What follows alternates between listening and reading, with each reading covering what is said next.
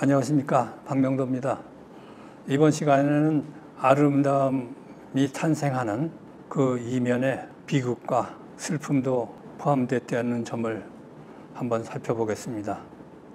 지구상에는 인류가 만들어낸 놀랄 만한 유적 유물들이 많이도 있습니다. 그중 인도 아그라에 있는 타지마할은 가히 인류가 만들어낸 아름다움의 완성판이라 할 만합니다. 아그라는 인도 무굴 제국의 수도였는데 그 5대 왕 샤자한은 1631년 왕비 뭄타즈 마할이 죽자 세상에서 가장 아름다운 무덤 건물을 만들어 그를 기리고자 했습니다. 흰 대리석을 매끈하게 다듬어 이룩한 웅장한 사당은 이렇게 사진으로만 보더라도 숨막히는 아름다움으로 다가옵니다. 14번째 아기를 낳다가 죽은 왕비는 아름다움보다는 착한 성정을 칭찬받던 사람으로 알려져 있습니다. 그런데 이 조형물은 아름답고 착한 그녀 이상을 보여주고 있는 느낌입니다. 그리고 로마에 가면 콜로세움이 있습니다. 그 사람을 압도하는 규모와 돌을 다듬어 지은 정밀한 건축술은 놀랄만 합니다. 그런데 이러한 유적들에게는 대개 매우 우울한 이야기가 곁들여집니다. 타지마할 건축은 완공에만 22년이 걸렸습니다. 2만 명이 넘는 건축가가 동원되었고요. 그런데 샤자한은 타지마할이 완성되자 공사에 참여했던 사람들의 손목을 잘라버렸다고 합니다. 타지마할처럼 아름다운 건축물을 다시 만드는 것을 막으려고요. 이와 비슷한 이야기가 모스크바의 성 바실리 대성당 외에도 여러 곳에 전해지고 있습니다. 이를 건축한 사람들은 이반 4세가 장님으로 다 만들었다고 합니다. 이 이야기가 사실이 아니라고 믿고 싶지만 절세의 조형물을 탄생시킨 권력자의 마음이 탐욕과 오만으로 인해 아름다움만 수만은 없었다는 것을 말해준다 하겠습니다.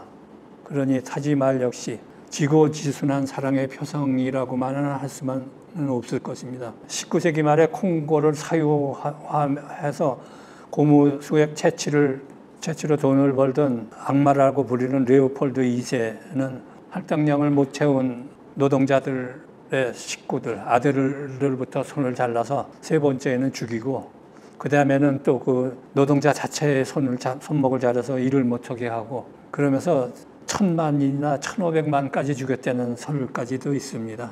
그런 사람들이 아름다운 마음으로 이런 건축물을 만들었다 해도 아름다울 수가 없는 것인데 그럼 이런 건축물들은 어떻게 이렇게 아름다울 수가 있었을까요? 어쨌든 관광객들은 지금도 그 앞에서 압도당하고 심지어 마음의 고향감을 느낄 수도 있을 것입니다. 그게 이상한 것은 아니라도 마음에 계속 걸립니다. 사실 이처럼 보기 시작하면 세상의 모든 거대 유적이 수많은 사람들의 생명과 재산을 희생시켜 정치, 종교 권력자들의 자기 과시와 만족을 위한 이기심을 만족시키는 결과물이라는 게 드러나게 되겠지요.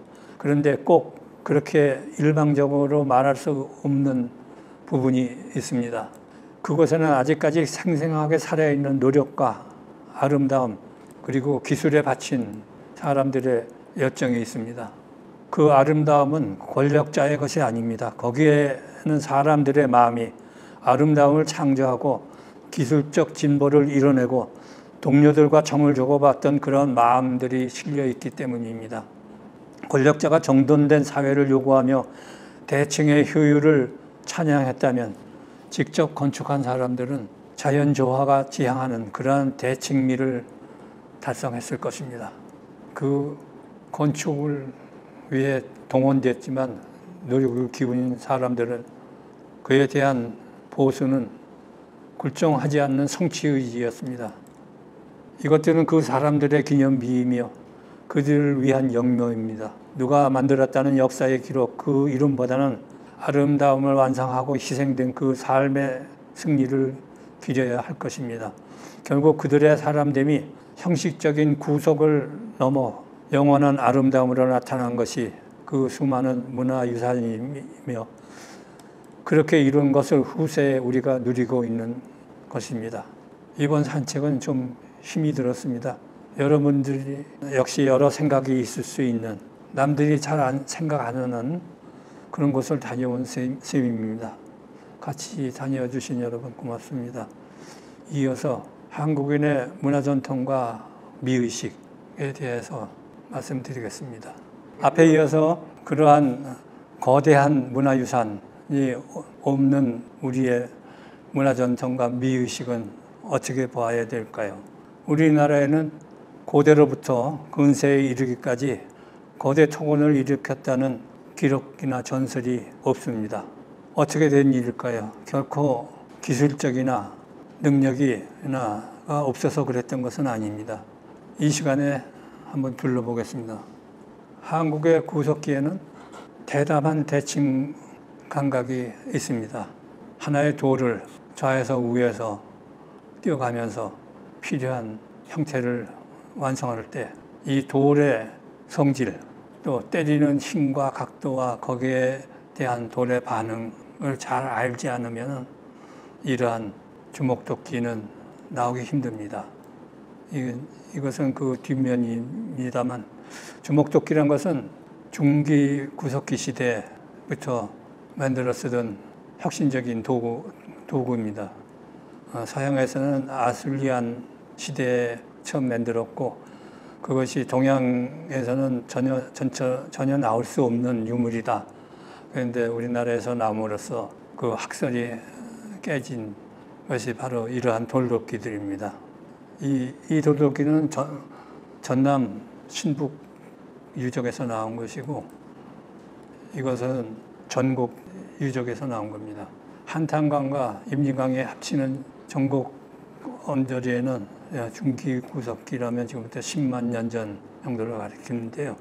그때부터 많은 구석기 사람들이 살았던 유적이 남아 있습니다. 돌도끼를 만들기 위한 대칭을 생각했다 그러더라도 그 띈 크기에 대비해서 이쪽에서는 깊이 띄고 이쪽에서는 얇게 띄고 하는 힘의 조화 이런 것들이 주먹도끼의 모습을 보면 나타납니다. 이러한 대담한 또는 돌에 대한 숙련도 이게 한국의 구석기인이었습니다. 청동기 시대에는 단유세문경 같은 아주 정밀한 세공 기술도 가지고 있었습니다. 단유세문경이란 꼭지가 둘 있고 아주 세밀한 무늬가 있는 거울을 뜻합니다. 이 면은 장식면이고 이 면이 거울면입니다. 거울면은 주석이 많이 들어가서 반사가 잘 되도록 돼 있고 다른 도끼 같은 것은 또 다른 비율의 합금을 씀으로써 그때 높은 수준을 보여주고 있습니다. 단유세문경이라니까 두 꼭지가 아까 보신 두 꼭지가 있고 또 세 꼭지도 있습니다. 이 단유세문경 유물은 당시 세계에서 최고 수준의 주물 기술이었습니다. 그러나 해동 군자국 군왕에게는 과시적 욕심이 없었던 것 같고 국가도 재정적인 면에서 거대 토목을 감당할 수 없었습니다.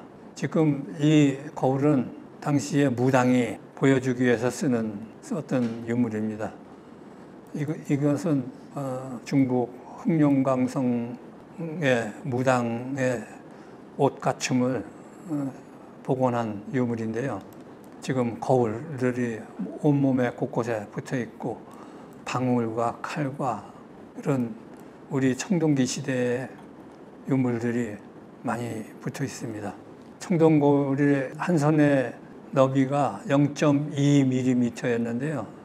그런 무늬가 한 7,000개가 선이 들어있는 이런 거울을 만드는 솜씨는 기술적인 솜씨만이 아니고 마음의 지향함도 극한에 이르러야 가능했을 거라고 생각했습니다. 그 고조선 시대, 이런 기술이 있었던 고조선 시대에는 세금이 5에서 10%라는 설도 있고 20%라는 설도 있고 한데 여하튼 매년 소출에 따라서 그 세율을 정했다고 합니다. 반면 중국은 끊임없는 전쟁과 수탈로 부역으로 백성의 삶은 극도로 피폐했습니다. 오죽하면 공자가 현자들의 나라 동해로 가서 살겠다면서 항구로 나와서 배까지 탄 일이 있다고 합니다. 제자들이 쫓아가서 말렸다고는 하지만 그래도 중국은 만리장성, 거대한 궁전, 또 병마용을 비롯한 화려한 왕릉을 끊임없이 지어댔습니다. 우리는 그런 거대 토목이나 거대 기술 없이 살아온 셈이죠. 동이고조선의 뛰어난 기술 전통은 삼국에게로 이어졌습니다. 그때는 국가 재정도 부유한 시기였습니다. 그런데 그 시기에도 거대 토건이랄 만한 것이 없었습니다. 만주벌판에 외롭게 남아있는 장군릉, 장군묘, 사람이 모습이 이 정도 되니까 한 20m도 안 되는, 채 안 되는 피라미드 형식입니다. 경주 대능원의 흑동산 무덤이나 조선 말기 흥선대원군이 국력을 기울여서 지었다는 군정전 같은 것들은 정말 애교 수준이라 할 만합니다. 다만 평민들까지 껴안은 도시 성곽을 힘들어서 짓긴 했습니다. 서구의 지배자들만 사는 성곽과는 좀 다른 개념이죠. 그렇다면 우리 문화를 관통하는 아름다운 미의식은 무엇이라고 표현할 수 있을까요? 물론 이것을 한마디로 규정 짓기는 힘들겠죠. 그 전에 생각 없이 한인이 슬픔이니 하고 일제가 식민지 백성들에게 씌운 누명을 따르지 않겠다면요. 예전에는 저는 그것을 뒤집어서 흥과 신명이란 말을 써보기도 했습니다. 그렇지만 좀 허전한 데가 있었습니다. 분명한 정확한 정곡을 찌른 말이라고 생각되지 않았기 때문이었죠. 그런데 이것에 순리라는 자연의 이치에 따른다 말을 더 붙여보다가 이 순리, 자연의 덕을 따른다는 말, 말 자체가 어쩌면 우리 문화의 바탕이며 한국미를 이해하는 중요한 고리일 수도 있겠다는 생각까지 이르렀습니다. 석기시대와 청동기 시대는 우리의 문화 전통이 싹트고 정착한 시기라고 볼 수 있습니다. 그러나 이 말은 그 시대가 여러 문화가 뒤섞여 있는 중에 자기 자신의 것을 이루어가는 시기라는 말도 됩니다. 그 속에서 잔문이거울, 단유서명경, 청동거울 같은 세계 유례없는 기술력을 보여주는 유물도 탄생했습니다. 이 모습은 제가 청동거울을 복원하기 위해서 실험고고학적으로 만들어가던 과정 중간품입니다. 이것으로 밀랍 어미거울을 만들 생각이었는데 25년 전이었습니다. 그래서 계속되지 못하고 그 당시로 그냥 머물러 있는 상태이긴 합니다. 근데 저는 이 거울의 기하무늬가 천지자연의 원리를 추구하고 있는 것이며 그 이후에도 우리 문화 순리를 따르는 정신이 계속 이어졌다고 생각하고 있습니다. 이 바탕에 다른 문화도 쉽게 동화시켜서 들여올 수도 있었고요. 이 거울면을 보시면은 동심원이 사방에 8개가 있습니다. 근데 그 가운데 원태의 수평면이라고 할 수 있는 것과 동심원을 연결한 수직선이나 수평면과는 맞지가 않습니다. 다른 어떤 거울들을 봐도 되게 그런데요. 저는 그걸 혹시 이게 자극과 진북극과의 차이가 이렇게 나온 건가 아닌가 쓸데없는 생각도 해보긴 했었습니다. 이 무늬를 보면은 여기 한 줄 한 줄이 아까 말씀드린 대로 0.2mm, 호음도 0.2mm. 근데 이 동심원의 숫자는 21개 정도 됩니다. 파이의 숫자와 겹치는 것 같기도 하고. 그래서 그걸 쉽게 그렇게 단정 지을 수는 없고, 여하튼 이런 무늬들이 빼곡하게 들어있으면서 하나의 새로운 질서를 추구해 나간 거 아닌가 그런 생각도 해봤습니다.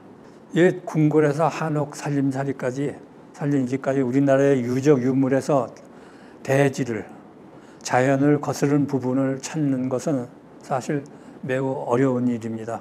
특히 삼국시대에서 조선시대에 이르는 전통 공예품에서는 기교의 표출 방법이 다를 뿐 자연을 받아들이거나 자연에 다가서려는 한결같은 마음이 느껴집니다. 그리고 고조선 시대에서 삼국시대, 고려시대를 이어서 조선시대에 이르러서는 기교를 겉으로 드러내기를 꺼려하는 장인들의 마음이 오히려 세속을 벗어나는 결과를 이룩하지 않았나. 그 표출 방법이 사람들의 마음속에 다가가는 비밀을 알고 있었던 것 같습니다. 이 고려시대의 죽절무늬, 대나무 무늬를 단순하게 넣은 청자병이나 또는 백자 한없이 단순하고 원만한 달항아리 백자나 이런 걸 보는 사람들의 마음은 편안해지게 마련입니다. 이 백자 달항아리는 높이가 한 40cm 정도 되는 것도 있고 조금 더 작은 것도 있고 합니다만 이것은 만들 때 한 번에 만들지 못하고 빚은 태토가 무너지기 때문에 이 중간을 중심으로 반을 잘라서 아래 위를 따로 만들어서 붙인 것입니다. 그래서 반드시 둥글지도 않고 그냥 무심하게 둥근 그 모습을 하고 있는데 이 모습을 본 사람들이 이것에 감탄하는 이유는 그 도공의 무심한 마음이 여기에서 표출되기 때문일 것으로 생각합니다. 연전에 메트로폴리탄 뉴욕에 있는 박물관에 가서 한국시를 간 적이 있었습니다. 한국시에는 이러한 달항아리하고 꾸밈없는 순백자 몇 점이 다른 여러 유물들과 같이 전시되고 있었는데 40대로 보이는 미국 여인을 몇몇이 그 백자를 보면서 그냥 빠져들어 있는 모습이었습니다. 그래서 제가 말을 언뜻 건넸더니 한국인이냐? 한국 이 백자 정말 최고로 아름답고 감탄한다. 이쪽에 가끔 와서 이거 보는 게 행복하다. 그런 말을 불편한 영어를 통해서 대화하는 중에 하는 소리를 듣고 제 마음도 같이 행복해진 적이 있습니다. 다른 문명 세계의 사람들의 마음도 열어줄 수 있는 그 무엇. 우리 문화는 사회 체제의 여러 과정을 거치면서도 그 보편성의 바탕을 잃지 않고 그것이 절망 속에서도 재생하고 했던 힘이 되어온 것 같습니다. 우리가 거대 유적이 없더라도 행복한 어제와 오늘과 내일을 이어갈 수 있는 힘은 그 속에 이어지고 있다고 생각합니다. 여러분 고맙습니다.